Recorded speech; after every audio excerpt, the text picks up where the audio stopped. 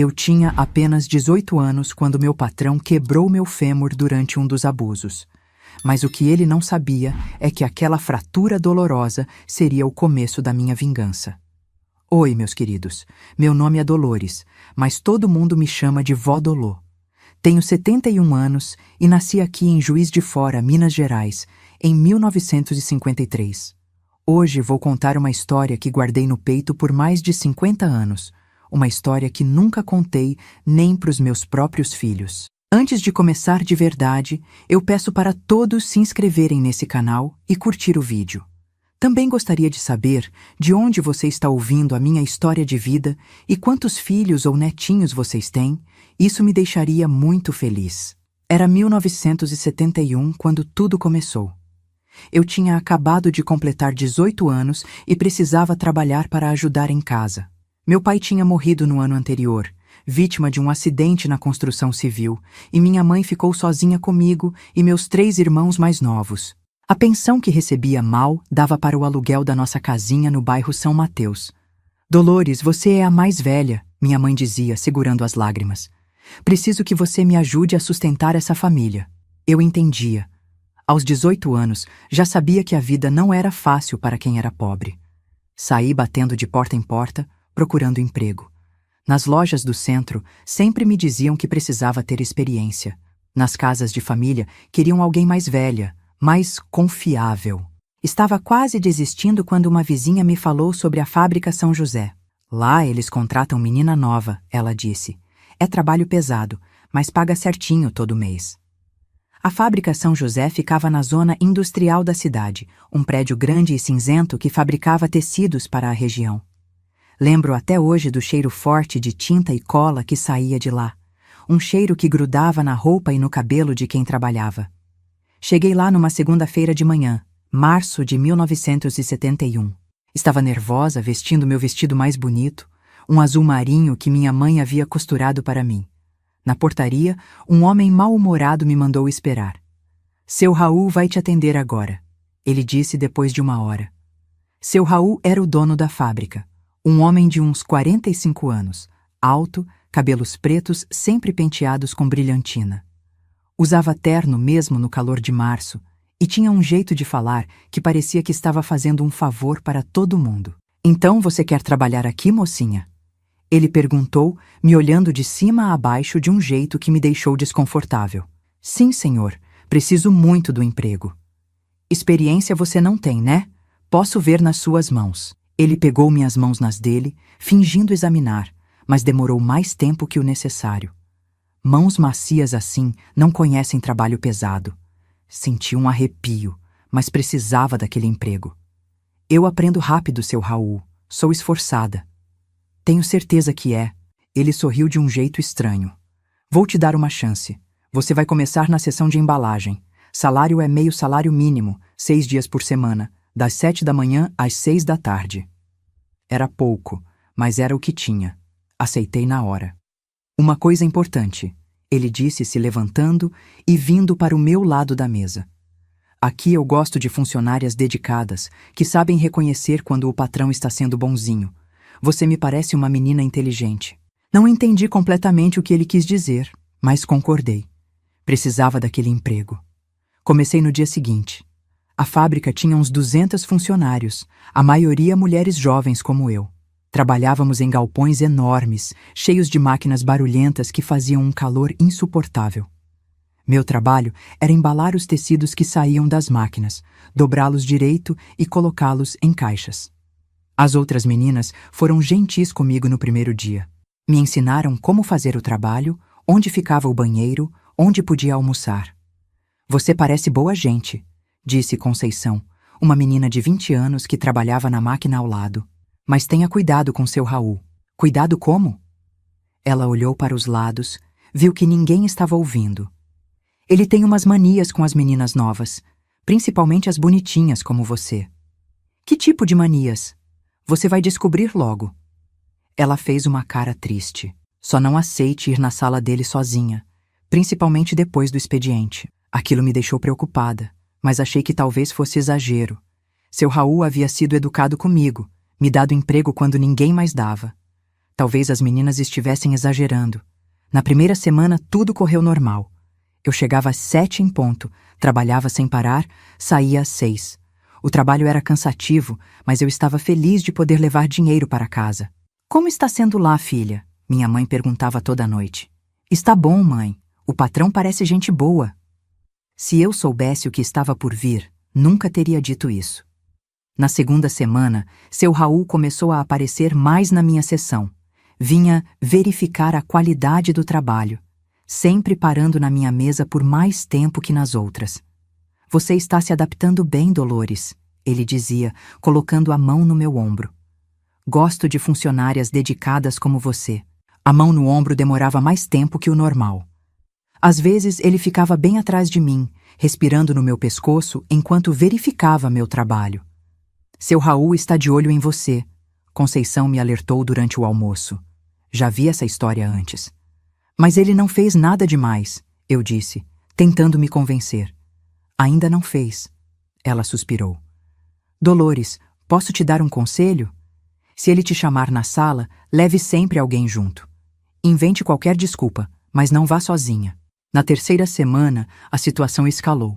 Seu Raul começou a me chamar na sala dele para conversar sobre meu desempenho. Da primeira vez, consegui levar Conceição junto, fingindo que ela precisava me ajudar com não sei o quê. Não precisa trazer ninguém, ele disse claramente irritado. Era só para conversarmos sobre seu trabalho. Desculpe, seu Raul. Conceição estava me ensinando umas coisas. Da próxima vez, venha sozinha. Foi uma ordem, não um pedido. Gente, me emocionei lembrando desses primeiros dias. Vocês que estão me assistindo, deixem nos comentários de onde estão vendo este vídeo, tá? Adoro saber que tem gente do Brasil inteiro me acompanhando. E não esqueçam de se inscrever no canal e deixar o like, porque isso me ajuda muito a continuar contando essas histórias. A segunda chamada para a sala dele veio numa sexta-feira, quase no final do expediente. Eu estava terminando de embalar a última remessa do dia quando ele apareceu. Dolores, preciso falar com você. Na minha sala, agora. Meu coração disparou. Conceição já tinha ido embora, assim como a maioria das meninas. O galpão estava quase vazio. Posso ir amanhã, seu Raul? Estou terminando aqui. Eu disse agora. A voz dele ficou mais dura. É sobre seu salário. Você não quer falar sobre seu salário? Claro que queria. Meio salário mínimo mal dava para ajudar em casa. Se ele estava oferecendo aumento, fui. Foi o maior erro da minha vida. A sala dele ficava no segundo andar, longe do movimento da fábrica. Era uma sala grande com mesa de madeira, estante cheia de livros e um sofá velho no canto. Senta aqui, ele disse, apontando para uma cadeira na frente da mesa. Sentei, nervosa. Ele ficou em pé, andando pela sala, me olhando de um jeito que me deixava desconfortável. Você é uma menina esperta, Dolores. Trabalhadeira. Gosto disso. Obrigada, seu Raul. Estava pensando em te dar um aumento. Talvez até te promover para supervisora de seção. Meus olhos brilharam. Supervisora ganhava quase um salário inteiro. Mas essas coisas não são de graça. Ele continuou, vindo para trás da minha cadeira. Preciso saber se posso confiar em você. Se você é mesmo dedicada. Senti ele colocar as mãos nos meus ombros. Eram mãos pesadas, quentes, que apertavam com força. Eu sou dedicada, seu Raul. Trabalho direito. Não é só trabalho que estou falando. As mãos desceram pelos meus braços. Estou falando de lealdade, de gratidão. Foi quando entendi o que Conceição havia tentado me avisar. O coração disparou. As mãos ficaram suadas. Seu Raul, eu acho melhor eu ir. Você não vai a lugar nenhum. A voz dele mudou completamente. Ficou ameaçadora. Sabe quantas meninas gostariam de estar no seu lugar? Quantas fazem fila para trabalhar aqui? Eu sei, mas nada. Ele veio para a frente de mim, me impedindo de levantar. Você quer esse emprego ou não? Quero. Mas então vai mostrar que merece. O que aconteceu naquela sala, naquela tarde, não consigo descrever em detalhes. Não porque não lembro. Lembro de cada segundo, de cada palavra. Mas porque algumas coisas são pesadas demais para serem colocadas em palavras. Ele me machucou, me humilhou. Me fez entender que ali, naquela fábrica, eu não era funcionária. Era propriedade dele. Se você contar para alguém, ele disse quando terminou, arrumando o terno, vai ser demitida na hora. E vou contar para todo mundo que tipo de menina você é. Ninguém mais vai te dar emprego nesta cidade. Saí daquela sala destroçada. Peguei minha bolsa, saí da fábrica caminhando como zumbi. Na rua, vomitei 3 vezes. Cheguei em casa e tranquei no banheiro, tomei banho até a água acabar, mas não conseguia me sentir limpa. Você está bem, filha? Minha mãe perguntou na hora do jantar. Só cansada, mãe. Como eu podia contar? Como eu podia dizer que o emprego que estava sustentando nossa família vinha com esse preço? No sábado, pensei em não voltar. Fiquei na cama, inventei que estava com febre. Mas no domingo, vendo minha mãe contar e recontar as poucas moedas que tínhamos, soube que não tinha escolha. Segunda-feira, voltei para a fábrica. Seu Raul me cumprimentou normalmente na frente dos outros, como se nada tivesse acontecido. Mas nos seus olhos, eu via algo novo, uma satisfação, um poder que ele sabia que tinha sobre mim. Bom dia, Dolores. Espero que tenha descansado bem no fim de semana. Bom dia, seu Raul. Mais tarde preciso falar com você sobre aquele assunto que conversamos sexta. Aquele assunto. Como se fosse um negócio qualquer. Uma conversa sobre trabalho. Conceição percebeu que algo havia mudado em mim. O que ele fez? Ela perguntou durante o almoço. Nada, menti. Só conversamos sobre trabalho. Dolores. Ela segurou minha mão. Eu sei quando uma menina passou por isso. Está escrito na cara. Comecei a chorar. Ali, no meio do refeitório barulhento da fábrica, desabei. Ele disse que se eu contar para alguém vou ser demitida. Sussurrei. E você acredita nele? Não posso perder esse emprego, Conceição. Minha família precisa. Ela suspirou fundo. É assim que ele consegue. Pega meninas como nós que não têm escolha. Outras passaram pela mesma coisa? Todas as bonitinhas que ele contrata. Algumas aguentam um tempo, outras pedem demissão logo. Mas ele sempre arranja meninas novas. Aquela conversa me abriu os olhos para uma realidade que eu não queria ver. Não era só comigo. Era um sistema, uma rotina. Seu Raul usava a necessidade das meninas pobres para satisfazer seus desejos doentios. E eu era só mais uma na lista. Agora se prepare, essa minha história de vida vai te chocar. Por isso já curta o vídeo, vamos ajudar a vovozinha aqui a mandar esse vídeo para o mundo inteiro. As semanas que se seguiram foram um pesadelo que eu revivia todos os dias. Seu Raul havia estabelecido uma rotina diabólica. A cada 2 ou 3 dias, me chamava na sala dele no final do expediente. Sempre com a mesma desculpa de conversar sobre trabalho. Sempre com a mesma ameaça velada se eu não aparecesse. Dolores, preciso te ver às 6h30. Ele dizia casualmente, passando pela minha mesa durante o dia. Temos que discutir sua produtividade. Produtividade. Como se aquilo tivesse alguma coisa a ver com trabalho. Eu tentava inventar desculpas, tentava adiar, mas ele sempre encontrava um jeito de me pressionar. Você quer continuar trabalhando aqui, não é? Era tudo o que precisava dizer. Minha vida virou um inferno silencioso. Durante o dia, tentava me concentrar no trabalho, fingir que estava tudo normal. Conversava com as outras meninas, almoçava no refeitório, cumpria minha carga horária. Mas por dentro, estava morrendo um pouquinho a cada dia. Em casa, minha mãe começou a perceber mudanças. Você está mais magra, filha, ela disse uma noite, me servindo jantar. E essas olheiras? É o trabalho, mãe. É puxado. Mas você está ganhando direitinho, né? Não está passando aperto lá? Se ela soubesse que tipo de aperto eu estava passando... Mas como contar?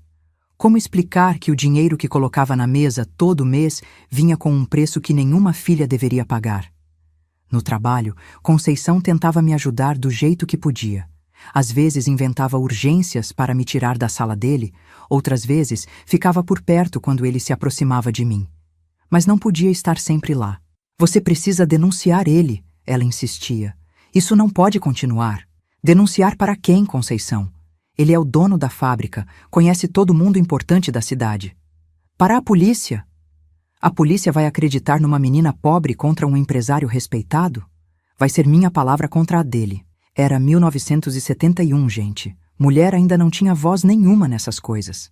Principalmente mulher pobre, sem estudo, sem família influente. Eu sabia que se tentasse denunciar, seria eu quem sairia como mentirosa, como alguém querendo se aproveitar do patrão.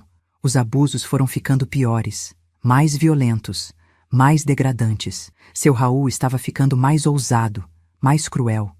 Era como se a impunidade o deixasse cada vez mais corajoso. Em maio de 1971, ele instalou uma tranca nova na porta da sala, para termos mais privacidade nas nossas conversas. Ele disse, sorrindo daquele jeito nojento. Privacidade. A palavra me dava náusea. Foi nessa época que comecei a ter pesadelos. Acordava no meio da madrugada, suando frio, com a sensação de que ele estava no meu quarto. Perdi o apetite, perdi peso, perdi a vontade de viver. Dolores, você não está parecendo bem, minha mãe disse numa manhã de junho. Será que não está doente? Estou bem, mãe.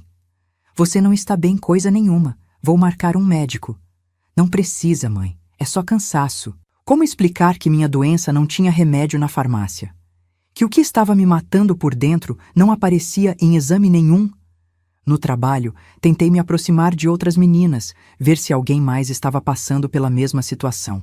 Descobri que não era só paranoia minha. Outras meninas também eram chamadas para conversar com seu Raul. Tinha a Marlene, de 19 anos, que tinha entrado 2 meses depois de mim. Via nos olhos dela o mesmo medo que eu sentia. Tinha a Rosinha, mais nova ainda, que sempre saía da sala dele com os olhos vermelhos de chorar. A gente podia se unir, pensei, denunciar juntas. Mas quando tentei conversar com elas, todas negavam. O medo era maior que a coragem. Todas precisavam do emprego. Todas tinham família para sustentar. Todas sabiam que ele tinha poder demais para ser enfrentado. Seu Raul percebia nosso desespero e usava isso a favor dele. Sabia exatamente quais botões apertar para nos manter submissas. Sabe o que acontece com meninas que fazem escândalo? Ele disse numa das sessões de tortura. Elas ficam marcadas. Nenhum homem de bem quer casar com uma menina que já foi falada. Nenhum patrão quer contratar alguém que arruma confusão. Marcadas, faladas, as palavras que toda menina da época temia ouvir. Você é uma menina inteligente, Dolores. Não vai estragar sua vida por causa de bobagem. Bobagem. Ele chamava aquilo de bobagem. Em julho de 1971, as coisas pioraram drasticamente. Seu Raul começou a me chamar não só no final do expediente, mas também durante o horário de almoço, para adiantar nossa conversa, ele dizia. Isso significava que eu ficava sem comer, porque os 50 minutos de almoço eram gastos na sala dele. Voltava para o trabalho da tarde com fome, com dor, com vontade de morrer. As outras meninas começaram a perceber. Era impossível esconder o que estava acontecendo quando eu voltava do almoço, com a roupa amarrotada, os cabelos desarrumados, os olhos vermelhos. Dolores, você não pode continuar assim, Conceição me disse um dia. Você vai acabar ficando louca. Talvez eu já estivesse ficando. Comecei a ter alucinações, a ouvir vozes, a ver seu Raul mesmo quando ele não estava lá. O medo constante estava me destruindo por dentro. Foi em agosto que ele escalou para outro nível. Não satisfeito em me abusar na sala, começou a inventar entregas urgentes que eu tinha que fazer na casa dele. Preciso que você leve estes documentos na minha residência, ele dizia, me entregando um envelope. É urgente. A casa dele ficava num bairro nobre da cidade. Uma mansão branca com jardim bem cuidado. A primeira vez que fui lá, ainda tinha esperança de que fosse realmente uma entrega de trabalho. Que inocente eu era. Na casa dele, sem ninguém por perto, sem risco de ser interrompido, ele se sentia ainda mais à vontade para fazer o que quisesse comigo. Era pior que na fábrica, porque lá eu sabia que em algum momento teria que sair, que outros funcionários podiam aparecer. Na casa dele, eu estava completamente à mercê. Aqui ninguém pode nos atrapalhar, ele dizia, trancando a porta.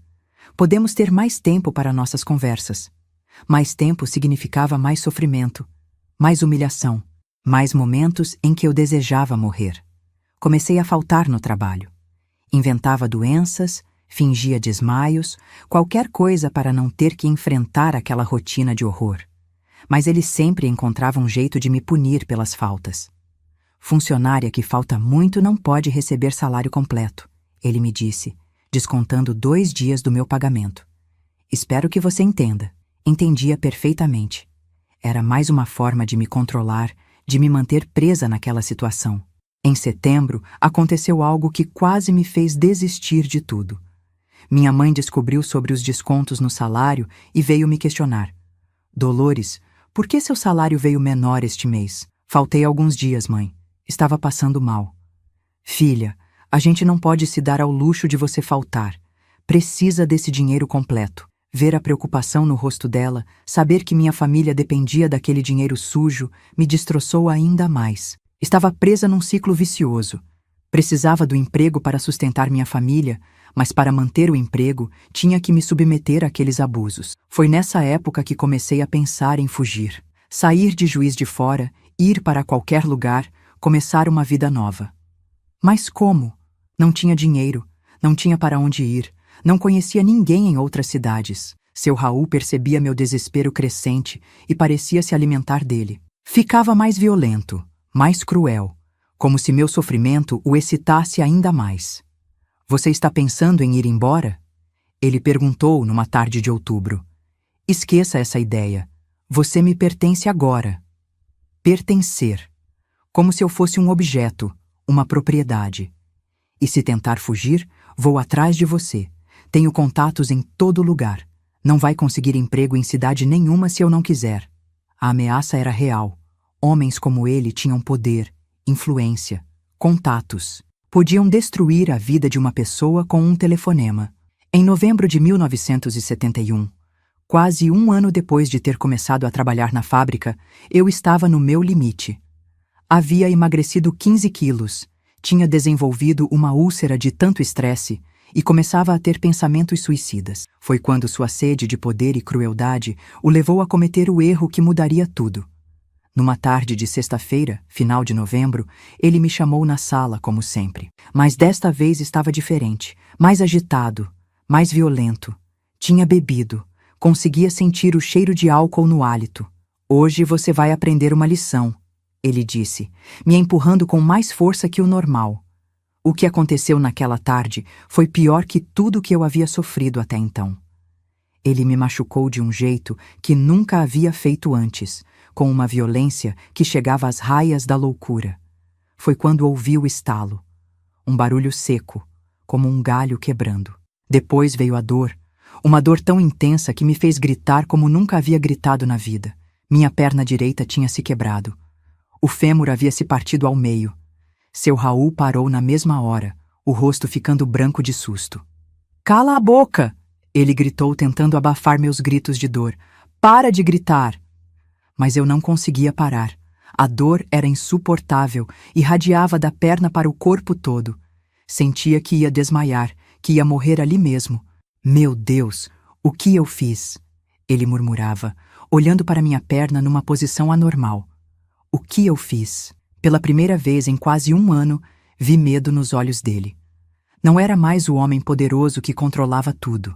Era um criminoso desesperado que havia ido longe demais. E naquele momento, mesmo com toda a dor que sentia, soube que finalmente tinha algo contra ele. Algo que ele não podia esconder, não podia negar, não podia explicar.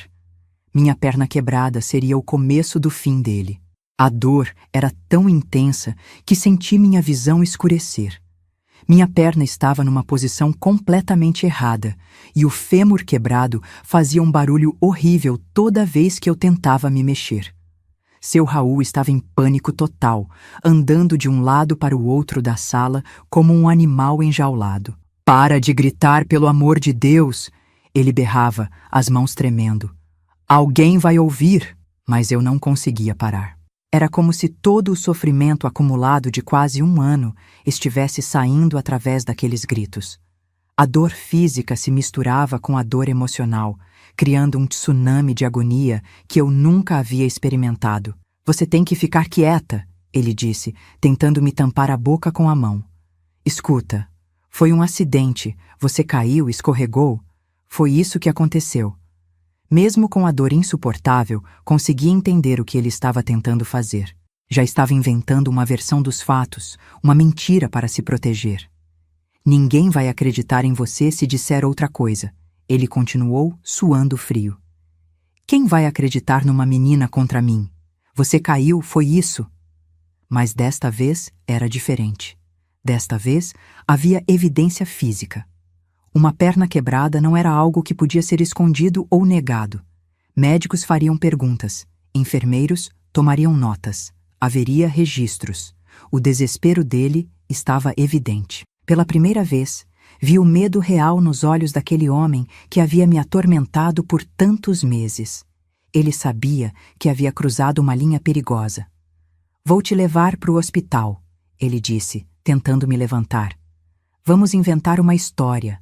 Você caiu da escada da fábrica, bateu a perna. Foi isso. Quando ele tentou me mover, a dor foi tão intensa que desmaiei por alguns segundos. Quando voltei a mim, estava sendo carregada para o carro dele, um Ford preto que ele usava para ir ao trabalho. Durante o trajeto até o hospital, ele não parava de repetir a versão que havíamos que contar. Você estava descendo a escada da fábrica quando escorregou. Bateu a perna no degrau de ferro. Foi um acidente de trabalho, nada mais. Cada buraco na rua fazia minha perna doer ainda mais. Sentia como se os ossos estivessem se esfacelando dentro da minha carne. Mas no meio de toda aquela agonia, uma parte da minha mente estava calculando, planejando. Chegamos no Hospital São Vicente às 7 da noite. Seu Raul me carregou para dentro, gritando para os enfermeiros. Ajudem aqui! Minha funcionária caiu na fábrica, quebrou a perna. Os médicos me levaram correndo para uma sala de emergência. Dr. Antônio, um homem de uns 50 anos, começou a examinar minha perna enquanto os enfermeiros tentavam me acalmar. Como foi que isso aconteceu? Ele perguntou, tocando delicadamente na área da fratura. Olhei para seu Raul, que estava parado na porta da sala, me fuzilando com os olhos. Era minha chance. Podia contar a verdade, denunciar tudo ali mesmo, mas ainda estava com medo. Mesmo com a perna quebrada, mesmo sabendo que ele havia ido longe demais, o terror que ele havia plantado em mim durante quase um ano ainda era forte. Caí da escada da fábrica. Menti, sentindo as lágrimas escorrerem pelo rosto. Escorreguei e bati a perna. Dr. Antônio franziu a testa. Que tipo de escada? De ferro, seu Raul respondeu rapidamente. Degraus de ferro bem duros, por isso machucou tanto. O médico continuou examinando, mas percebi que algo o incomodava. Ele olhava a fratura com uma expressão estranha, como se não estivesse convencido da nossa versão. Vamos precisar operar, ele disse finalmente. É uma fratura complexa. Vai demorar para cicatrizar. Operar. Isso significava que eu ficaria internada, longe de seu Raul, longe da fábrica. Pela primeira vez em meses, senti algo parecido com alívio. Quantos dias no hospital? Seu Raul perguntou, tentando parecer preocupado. Pelo menos 2 semanas para a cirurgia e primeiros cuidados. Depois vai precisar de fisioterapia por meses. Vi o rosto de seu Raul ficar pálido. Meses sem me ter sob controle. Meses em que eu estaria falando com médicos, enfermeiros, outros pacientes. Meses em que ele não poderia me ameaçar ou intimidar. Vou avisar sua família, ele disse, tentando manter a aparência de patrão preocupado. Eles precisam saber do acidente. Quando ele saiu para fazer o telefonema, doutor Antônio se aproximou de mim. Dolores, posso fazer uma pergunta pessoal? Meu coração disparou. Pode. Essa fratura, o padrão é muito estranho para uma queda simples. Parece mais com um trauma direto, uma pressão muito grande aplicada na perna. Ele sabia. De alguma forma, o médico sabia que aquilo não havia sido um acidente comum. Aconteceu mais alguma coisa que você não me contou? Era minha chance. Ali estava um homem estudado, respeitado, que podia me ajudar, que podia acreditar em mim, mas o medo ainda era maior. Não, doutor. Foi o que eu falei. Ele me olhou por um longo tempo. Depois suspirou. Tudo bem. Vamos cuidar da sua perna primeiro.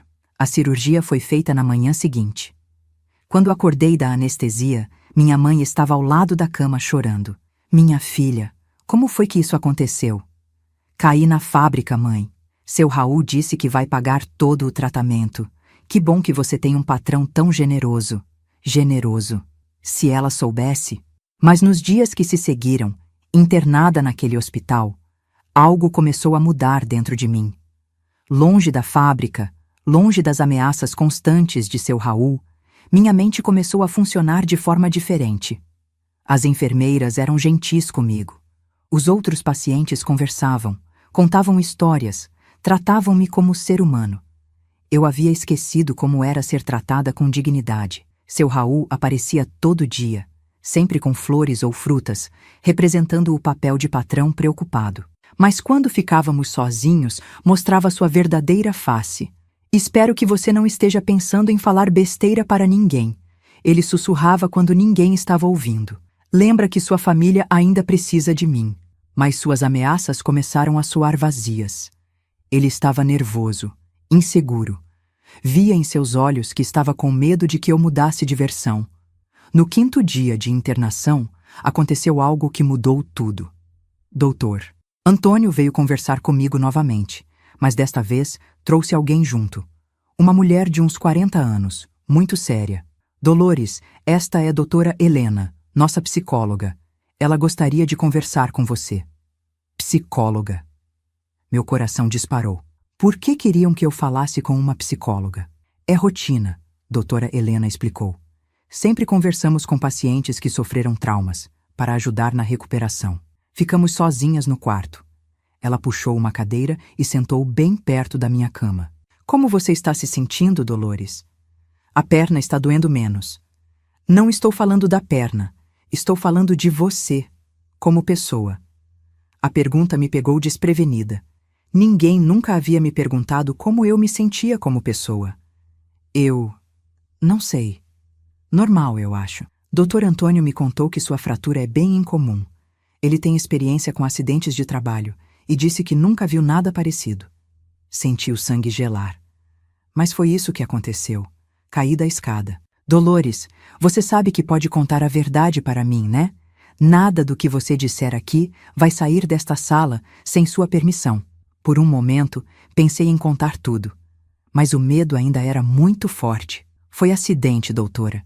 Ela ficou me olhando por um tempo, depois suspirou. Tudo bem, mas se mudar de ideia, pode me chamar a qualquer hora. Naquela noite, não consegui dormir. Ficava pensando na conversa com doutora Helena, na desconfiança do doutor Antônio, no nervosismo de seu Raul. Pela primeira vez em quase um ano, senti uma pontinha de esperança. Talvez eu não estivesse tão sozinha quanto pensava. Talvez existissem pessoas dispostas a me ajudar. No 7º dia, recebi uma visita inesperada. Conceição apareceu no hospital, trazendo flores e uma expressão preocupada. Dolores, como você está? Todo mundo na fábrica está falando do seu acidente. Estou melhor. Logo volto para o trabalho. Você tem certeza de que foi acidente? Ela perguntou baixinho, olhando para os lados. Por que pergunta isso? Porque conheço você há quase um ano. Sei como você caminha, como você sobe e desce escada. Você é muito cuidadosa. Não é do tipo que tropeca. Conceição estava me dando uma abertura, uma chance de contar a verdade para alguém que já sabia, que já desconfiava. Conceição, ele fez isso com você, não foi? As lágrimas começaram a cair. Não conseguia mais segurar. Ele disse que se eu contar vai me demitir. Vai espalhar que sou vagabunda. Minha família precisa do dinheiro. Dolores, olha para você. Olha onde você está. Você quase morreu. Até onde esse homem vai ter que ir antes de você reagir? Ela estava certa. Havia chegado ao fundo do poço. Não podia descer mais. Mas o que eu posso fazer? Quem vai acreditar em mim? Vou te ajudar. Não está sozinha nessa. Naquela conversa com Conceição, tomei a decisão que mudaria minha vida para sempre. Não ia mais aceitar ser vítima. Não ia mais deixar meu medo controlar minhas escolhas. Quando ela saiu, chamei a enfermeira.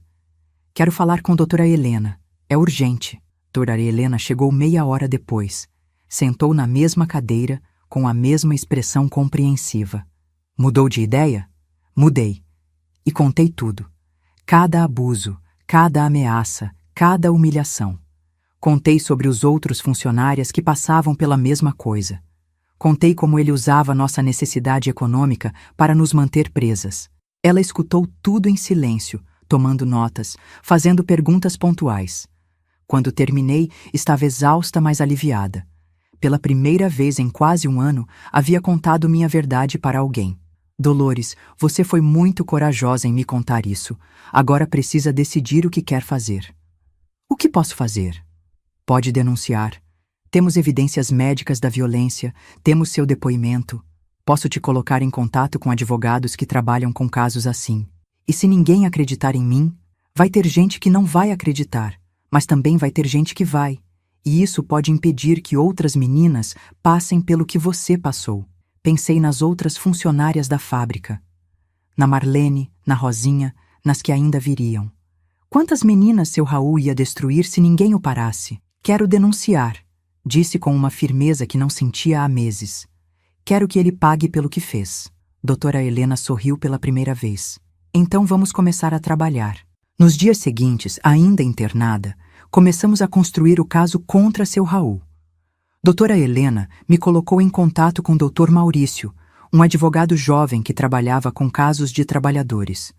Seu caso é forte, ele me disse após ouvir toda a história. Temos evidência médica, testemunha, um padrão de comportamento, podemos processar por agressão, assédio sexual e uma série de outras coisas. Mas ele tem dinheiro, influência, e nós temos a verdade. Às vezes isso basta.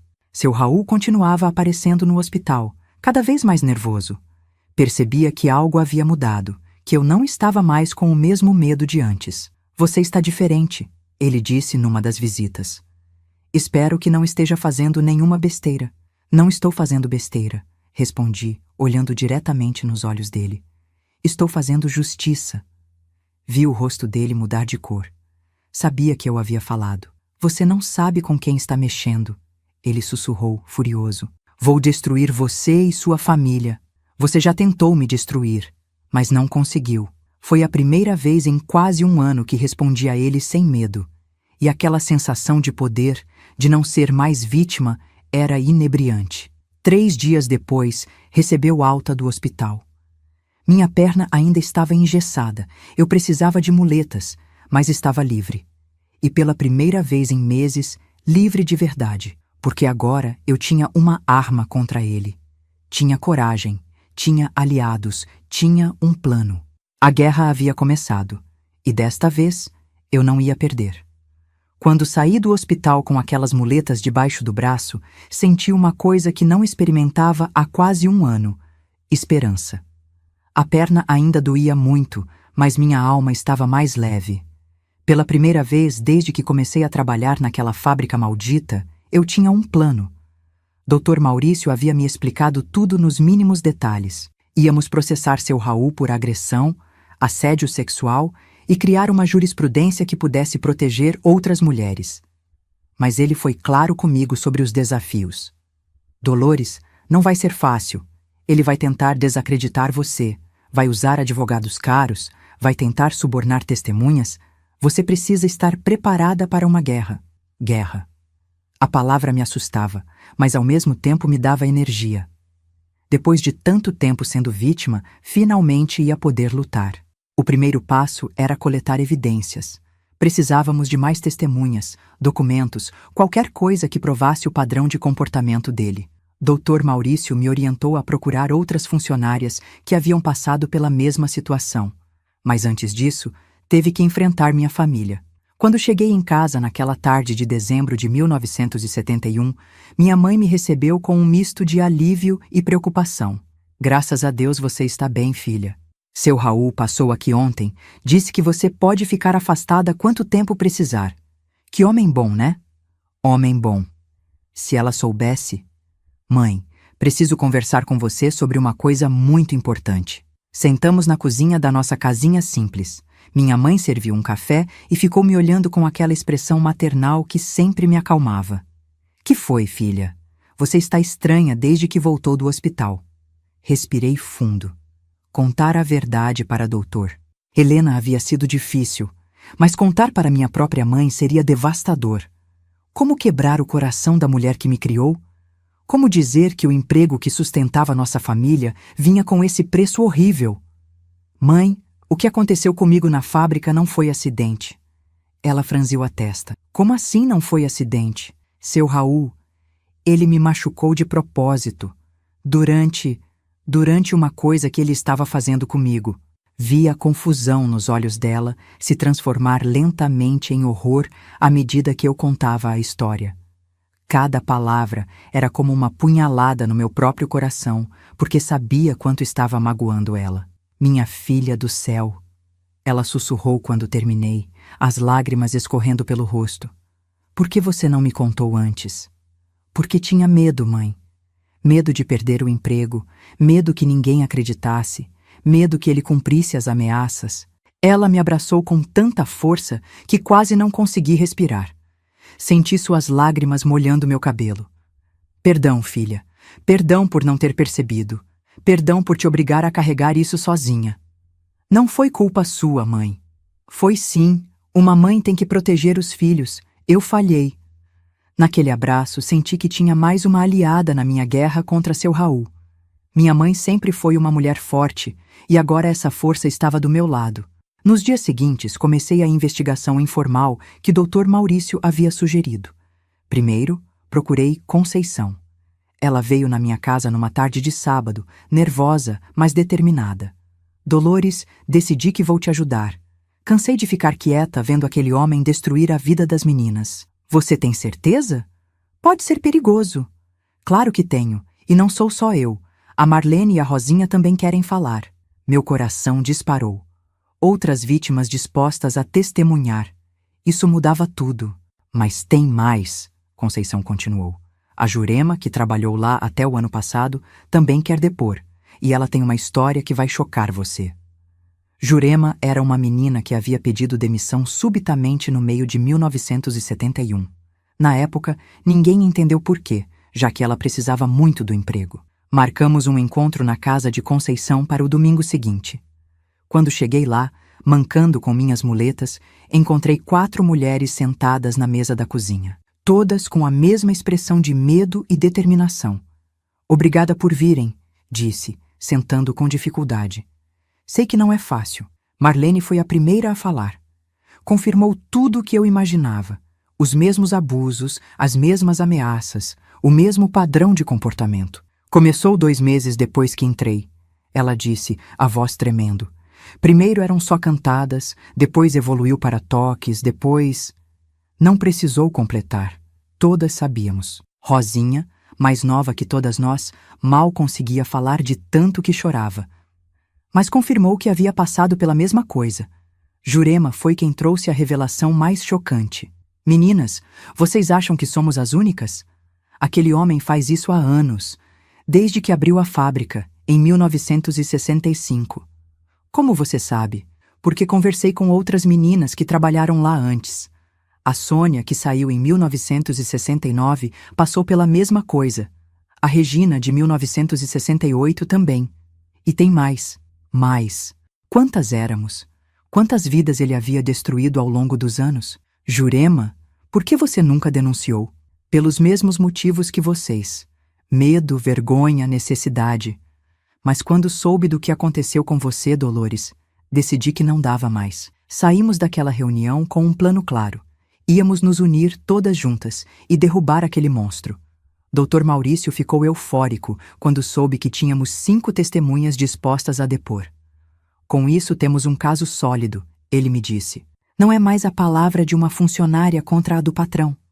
É um padrão sistemático de abuso, mas seu Raul não estava parado. Quando soube que eu não havia voltado ao trabalho após o período de afastamento médico, começou a se movimentar.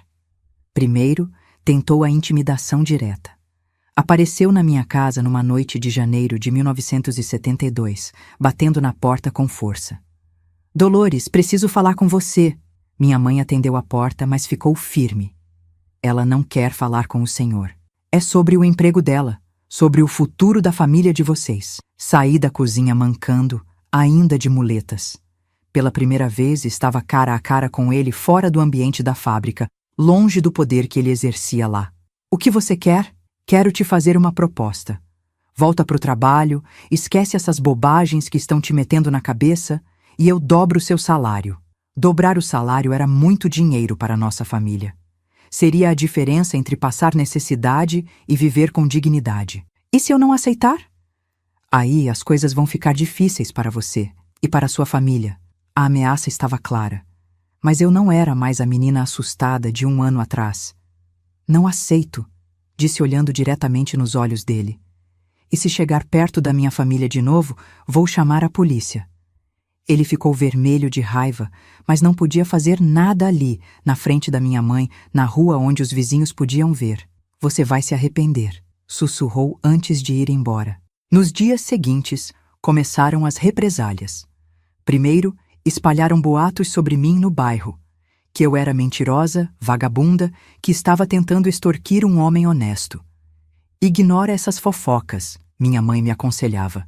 Quem te conhece sabe que tipo de pessoa você é, mas as fofocas machucavam. Ver vizinhos que me conheciam desde criança sussurrando quando eu passava era doloroso. Depois vieram as ameaças econômicas. Seu Raul tinha influência no comércio local e começou a pressionar fornecedores para não venderem fiado para minha família. Dona Maria, o dono da mercearia, disse para minha mãe: "Sinto muito, mas não posso mais fazer caderneta para vocês." "Por que, seu João? Sempre pagamos em dia." Ordens superiores. Ordens superiores. Seu Raul estava usando seu poder econômico para nos estrangular financeiramente. Mas Dr. Maurício, curiosos, apoiadores de ambos os lados, nunca havia visto tanto movimento num processo em Juiz de Fora. Quando seu Raul entrou na sala, escoltado por seus advogados caros, nossos olhares se cruzaram. Pela primeira vez, não senti medo, senti determinação. Dr. Cândido Mendes começou como esperado, tentando desqualificar nosso caso. Meritíssimo, estamos diante de uma tentativa clara de extorsão. Funcionárias descontentes tentando se aproveitar de um acidente de trabalho para obter vantagem financeira. Dr. Maurício respondeu com firmeza: "Excelência, temos aqui 5 mulheres diferentes, em períodos diferentes, todas relatando o mesmo padrão de comportamento. Isso não é coincidência, é sistema." Quando chegou minha vez de depor, senti o coração disparar. Ali estava eu, uma menina pobre de 19 anos, enfrentando um dos homens mais poderosos da cidade. "Pode começar, senhorita", disse o juiz, Dr. Alcides Rocha. Contei tudo. Cada abuso, cada ameaça, cada humilhação. Senti lágrimas escorrerem pelo rosto, mas mantive a voz firme. Esta era minha chance de ser ouvida, e não ia desperdiçar. Quando o Dr. Cândido Mendes começou a me interrogar, tentou me confundir, me fazer contradizer. "A senhorita não acha estranho que nunca tenha denunciado antes? Porque só agora, depois do acidente? Porque tinha medo, e porque só agora encontrei pessoas dispostas a me ajudar. A senhorita não está inventando essa história para conseguir dinheiro? Se fosse por dinheiro, teria aceitado a proposta que ele me fez de dobrar meu salário." Senti que marquei um ponto. Dr. Maurício havia me preparado bem. As outras meninas depuseram ao longo da semana. Cada depoimento confirmava o padrão, mostrava que não eram casos isolados. O momento mais impactante foi quando Jurema revelou a extensão real do problema. "Excelência, conversei com pelo menos 8 mulheres que passaram pela mesma situação naquela fábrica. Algumas saíram da cidade de tanta vergonha. 8 mulheres. Mais ainda do que imaginávamos." Seu Raul tentou negar tudo, é claro. Disse que éramos mentirosas, que estava sendo vítima de uma conspiração. Mas sua versão não se sustentava. Como explicar que 5 mulheres diferentes inventariam a mesma história? Como justificar o padrão de comportamento relatado por vítimas que nem se conheciam? O processo se arrastou por 3 meses. 3 meses de tensão, de ameaças veladas, de pressão psicológica. Mas também 3 meses em que senti crescer dentro de mim uma força que não sabia que possuía. Em junho de 1972 veio a sentença. Dr. Alcides Rocha foi claro e direto. Este tribunal reconhece a veracidade dos fatos narrados pelas vítimas. O padrão sistemático de abuso é evidente e inadmissível. Seu Raul foi condenado a 2 anos de prisão, pagamento de indenização para todas as vítimas e fechamento temporário da fábrica. Quando ouvi a sentença, desabei em lágrimas. Não de tristeza, mas de alívio. Havia vencido. Nós havíamos vencido. Seu Raul tentou recorrer, mas os tribunais superiores confirmaram a condenação. Em setembro de 1972, ele foi preso. Ver aquele homem que havia me aterrorizado por tanto tempo sendo levado algemado foi uma das visões mais libertadoras da minha vida. A vitória teve um preço. Perdemos amigos, enfrentamos preconceito, passamos dificuldades financeiras. Mas valeu cada sacrifício, porque provamos que era possível, que meninas pobres podiam enfrentar homens poderosos e vencer. Que justiça não era privilégio apenas dos ricos. E, principalmente, salvamos outras meninas de passar pelo que passamos. A fábrica foi reaberta meses depois, mas com nova direção e políticas rígidas de proteção às funcionárias. Nossa vitória ecoou por toda a região. Outras mulheres se encorajaram a denunciar abusos, outros processos foram abertos.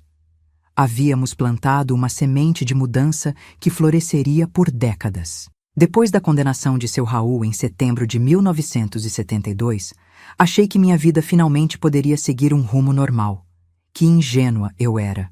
A vitória na justiça foi apenas o começo de uma jornada ainda mais desafiadora, reconstruir minha vida do zero, aos 19 anos, com uma perna que nunca mais seria a mesma e uma reputação manchada pelos boatos que circulavam pela cidade. A indenização que recebi foi significativa para os padrões da época. 15 mil cruzeiros, uma quantia que representava quase 2 anos de salário. Mas o dinheiro veio com um preço emocional alto. Cada centavo daquele valor representava uma humilhação sofrida, uma noite de terror vivida, um pedaço da minha dignidade que havia sido roubado. Agora você pode descansar, minha mãe disse quando o dinheiro chegou.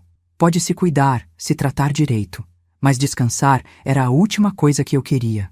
Durante aqueles meses de processo, havia descoberto uma força interior que nem sabia que existia. Havia provado para mim mesma que podia enfrentar gigantes e vencer. E essa descoberta havia despertado em mim uma ambição que jamais imaginei ter. O problema era: que futuro uma menina como eu poderia construir? Minha perna direita havia ficado com sequelas permanentes da fratura. Mancava levemente e sentia dores quando ficava muito tempo em pé. Trabalhos que exigiam esforço físico estavam descartados. Além disso, minha reputação na cidade estava complicada. Metade das pessoas me via como heroína, a menina corajosa que havia enfrentado um poderoso. A outra metade me considerava uma oportunista que havia armado para um homem de bem. Dolores, você podia procurar emprego em escritório, Conceição sugeriu numa das nossas conversas. Com sua inteligência, seria perfeita para trabalho administrativo. Tentei alguns escritórios da cidade, mas sempre esbarrava no mesmo problema. Meu nome estava associado ao escândalo e muitos empregadores temiam contratar alguém que dava problema. Sinto muito, disse o gerente de um escritório de contabilidade, mas nossa empresa preza pela discrição. Não podemos correr riscos. Riscos? Como se lutar pelos meus direitos fosse um defeito de caráter. Foi nessa época de incertezas que algo inesperado aconteceu. Doutor Maurício, meu advogado, me fez uma proposta que mudaria completamente o rumo da minha vida. Dolores, você tem um talento natural para organização e comunicação. Vi isso durante todo o processo. Que tal trabalhar comigo? Trabalhar como, doutor?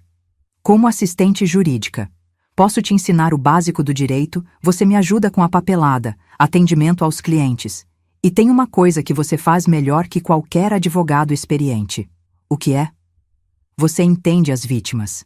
Quando uma mulher chega aqui sofrendo abuso, assédio, violência, ela precisa de alguém que entenda pelo que está passando. Alguém que já esteve lá. A proposta me emocionou e me assustou ao mesmo tempo. Trabalhar com direito sempre me pareceu algo muito distante da minha realidade. Mas Dr. Maurício estava oferecendo não apenas um emprego, estava oferecendo um propósito. Mas eu não tenho estudo suficiente. Estudo a gente consegue. Você tem algo muito mais raro. Experiência de vida e coragem para usar essa experiência em benefício de outros. Aceitei a proposta em outubro de 1972. Meu primeiro dia no escritório foi assustador. Eu, uma menina que mal havia terminado o ginásio, cercada de livros de direito, códigos, processos complexos. Mas Dr. Maurício foi paciente. Me ensinou a organizar documentos, redigir petições simples, atender clientes. e descobri que tinha jeito para aquilo. O mais importante, quando mulheres vítimas de violência chegavam ao escritório, conseguia estabelecer uma conexão que nenhum advogado homem conseguiria. Ela entende a gente, ouvi uma cliente comentar com outra. Não é só profissional, é pessoal. Em janeiro de 1973, Dr. Maurício me fez outra proposta revolucionária. Dolores, que tal fazer supletivo? Terminar o colegial? Aos 20 anos? E daí? Nunca é tarde para estudar. Com o colegial completo, você pode até pensar em fazer faculdade de Direito. Faculdade de Direito. A ideia me pareceu absurda na época. Uma menina pobre, filha de operário morto, vítima de abuso sexual, cursando Direito? Isso não existia no meu mundo. Mas a semente estava plantada. Comecei o supletivo em março de 1973, estudando à noite depois do trabalho. Era puxado, trabalhava das 8 às 5 no escritório, depois corria para a escola das 7 às 10 da noite. Minha perna doía muito no final do dia, mas minha mente estava mais ativa do que nunca. Descobri que adorava estudar, que tinha facilidade para aprender. Você está diferente, minha mãe comentou alguns meses depois. Mas determinada. Determinada era a palavra certa. Pela primeira vez na vida, tinha objetivos claros.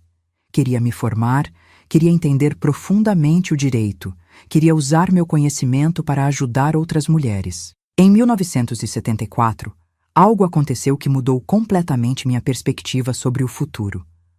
Uma cliente chegou ao escritório numa situação que me fez reviver meus próprios traumas. Ela se chamava Sandra, tinha 18 anos e estava sendo abusada pelo patrão na loja onde trabalhava. A história era assustadoramente similar à minha. Ele disse que se eu contar para alguém, vai espalhar que sou vagabunda. Ela me contou, chorando. Minha família precisa do meu salário. Era como olhar num espelho do passado. A mesma manipulação, o mesmo medo, a mesma sensação de estar presa.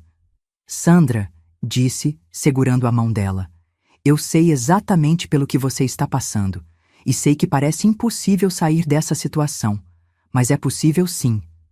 Contei minha história para ela, vi seus olhos se encherem de esperança à medida que percebia que não estava sozinha, que alguém havia passado pelo mesmo inferno e conseguido sair. Você realmente acha que posso vencer? Tenho certeza, e vou te ajudar. O caso de Sandra foi meu primeiro como assistente principal. Dr. Maurício me deu liberdade total para conduzir a investigação, coletar depoimentos, preparar a estratégia. Descobrimos que o patrão dela tinha o mesmo padrão de seu Raul. Outras funcionárias haviam sido vítimas, mas todas estavam com medo de falar. Usei a mesma tática que havia funcionado no meu caso. Reunir as vítimas, mostrar que elas não estavam sozinhas, construir um caso sólido, baseado no padrão de comportamento. Em 6 meses, conseguimos não apenas a condenação do agressor, mas também um acordo financeiro que permitiu a Sandra se mudar para outra cidade e recomeçar a vida. Obrigada, ela me disse no dia da sentença. Você me salvou. Naquele momento, entendi qual era meu verdadeiro propósito na vida. Não era apenas sobreviver aos meus traumas, era transformá-los em ferramenta de libertação para outras mulheres. Terminei o supletivo em dezembro de 1974 com notas excelentes. Doutor. Maurício organizou uma pequena festa no escritório para comemorar. Agora vem a parte séria, ele disse. Vestibular para Direito. O vestibular de 1975 foi uma das experiências mais desafiadoras da minha vida. Eu, aos 22 anos, competindo com jovens de classe média que haviam tido acesso a cursinhos caros, escolas particulares, bibliotecas em casa. Estudei como nunca havia estudado antes. Acordava às 5 da manhã para revisar matérias antes do trabalho. No almoço, em vez de comer, ficava lendo. À noite, depois da janta, estudava até a meia-noite. Minha mãe se preocupava com minha obsessão pelos estudos. Filha, você vai adoecer assim. Mãe, esta é minha única chance. Se não passar este ano, pode ser que nunca mais tenha coragem de tentar. O dia da prova chegou em dezembro de 1975. Lembro de cada detalhe daquela manhã. O nervosismo, as mãos suadas, a sensação de que todo o meu futuro dependia daquelas poucas horas. A prova foi difícil, mas senti que havia me saído bem. Principalmente na redação, onde pude falar sobre justiça social e direitos das mulheres, temas que conhecia não apenas na teoria, mas na prática. O resultado saiu em fevereiro de 1976. Quando vi meu nome na lista de aprovados, comecei a chorar ali mesmo, na frente da universidade. Havia conseguido. Uma menina pobre, vítima de abuso, manca de uma perna, havia passado no vestibular para Direito numa das melhores universidades de Minas Gerais. Parabéns, disse um colega aprovado. Deve ter estudado muito. Se ele soubesse que eu havia estudado não apenas livros, mas a vida. Que minha educação havia começado naquela sala de tortura de seu Raul, continuado nas audiências do tribunal e agora, finalmente, chegava à universidade. O primeiro dia de aula foi em março de 1976. Quando entrei naquela sala cheia de jovens de classe média, todos bem vestidos, todos confiantes, senti que não pertencia àquele lugar. Você vai estudar direito mesmo? Um colega perguntou, olhando para minha roupa simples. Pensava que era faxineira. A observação me machucou, mas também me motivou. Ia provar que pertencia ali tanto quanto qualquer um deles. A faculdade foi um desafio constante. Muitos professores tinham preconceito contra alunos mais velhos, principalmente mulheres. Alguns colegas me viam como curiosidade, a menina pobre que havia dado sorte de conseguir entrar. Mas eu tinha uma vantagem que eles não tinham: experiência real. Quando estudávamos direito penal, eu sabia na prática como funcionava um tribunal. Quando vimos direito trabalhista, eu havia vivido na pele as relações abusivas de poder. Sua participação nas aulas é sempre muito rica, disse o professor de direito civil. Você traz uma perspectiva diferente. Perspectiva diferente. Era uma forma educada de dizer que eu havia aprendido direito na vida real antes de aprender nos livros. Durante os 5 anos de faculdade, continuei trabalhando com o Dr. Maurício. Era puxado, aulas de manhã, trabalho à tarde, estudos à noite. Mas cada semestre que passava, sentia que estava mais próxima do meu objetivo. Em 1978, no 3º ano, aconteceu algo que me marcou profundamente. Uma professora de Direito da Mulher, matéria optativa que poucos alunos cursavam, me chamou para conversar. Dolores, soube da sua história, da sua luta. Você já pensou em se especializar em direitos das mulheres? Como assim, professora? O Brasil está mudando. As mulheres estão ganhando mais espaço, mais direitos. Vamos precisar de advogadas que entendam essas questões não apenas teoricamente, mas vivencialmente. A sugestão plantou uma semente. Comecei a estudar mais profundamente os direitos das mulheres, a legislação trabalhista, os casos de discriminação e violência. Descobri que o que havia acontecido comigo estava acontecendo com milhares de mulheres pelo Brasil todo, e que muito poucas tinham coragem ou condições de lutar pelos seus direitos. Em 1979, escrevi minha monografia sobre assédio sexual no ambiente de trabalho, análise jurídica e social. Usei meu próprio caso como estudo principal, analisando tanto os aspectos legais quanto os sociais do problema. Este trabalho pode virar livro, disse minha orientadora. É pioneiro no Brasil. Pioneiro. Uma palavra que começou a definir minha trajetória. Me formei em dezembro de 1980, aos 27 anos. Na formatura, quando subi ao palco para receber o diploma, vi minha mãe na plateia chorando de orgulho. Pensai em tudo que havia passado para chegar ali. A menina assustada, que havia sido abusada e quase morta aos 18 anos agora, era a doutora Dolores, advogada formada, especialista em direitos das mulheres. E agora? Dr. Maurício perguntou após a cerimônia. Agora vou abrir meu próprio escritório, especializado em casos que ninguém quer pegar. Mulheres pobres, vítimas de violência, trabalhadoras exploradas. Vai ser difícil ganhar dinheiro assim.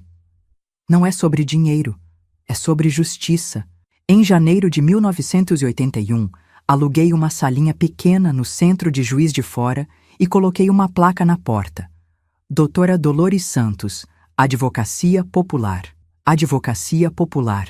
Era assim que eu definia meu trabalho: advocacia para o povo, para quem não tinha voz, para quem sempre havia sido esquecido pelo sistema. Nos primeiros meses, mal tinha clientes. Muitas pessoas desconfiavam de uma advogada tão jovem, principalmente mulher, principalmente com minha história. Mas aos poucos, o trabalho começou a aparecer. Primeiro, foram mulheres indicadas por Dr. Maurício.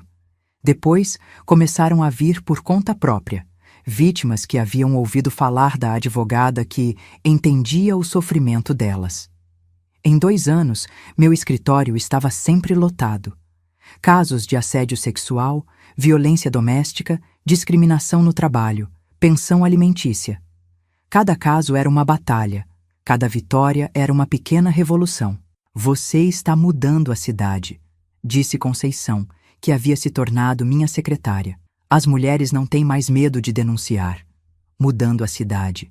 Talvez fosse exagero, mas sentia que estava plantando sementes de transformação. Em 1983, recebi um convite que mudaria novamente o rumo da minha vida. O governo de Minas Gerais estava criando a primeira delegacia da mulher do estado e queriam que eu participasse do projeto como consultora. É uma oportunidade de impactar milhares de mulheres, explicou a coordenadora do projeto. Sua experiência seria fundamental. Aceitei o desafio. Durante 6 meses, viajei por todo o estado, treinando delegados, capacitando funcionários, criando protocolos de atendimento. Foi gratificante ver que minha luta individual havia se transformado em política pública.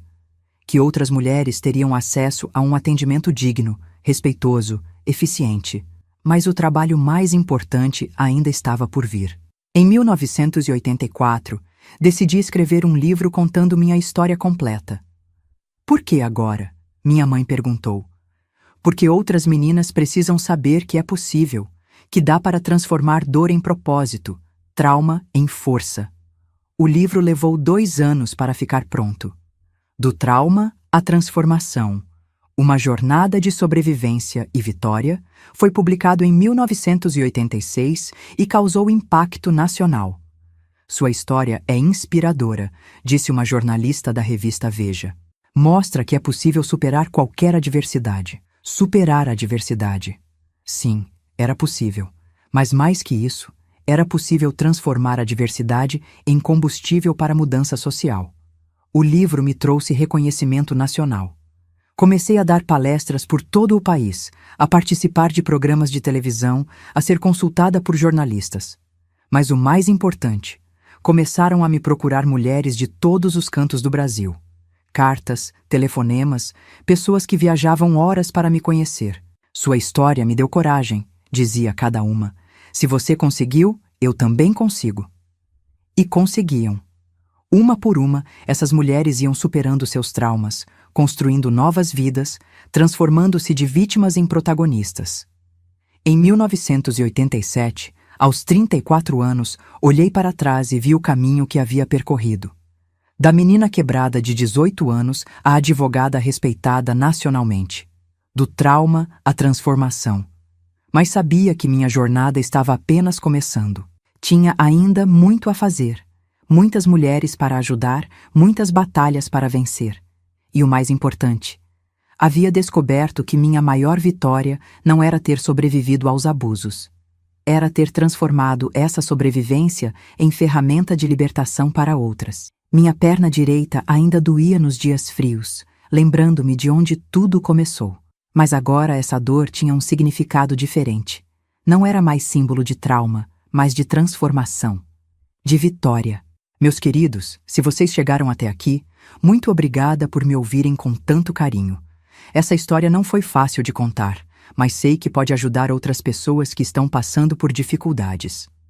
Não esqueçam de se inscrever no canal e deixar aquele like maroto, que isso me ajuda muito a continuar compartilhando essas histórias de vida com vocês.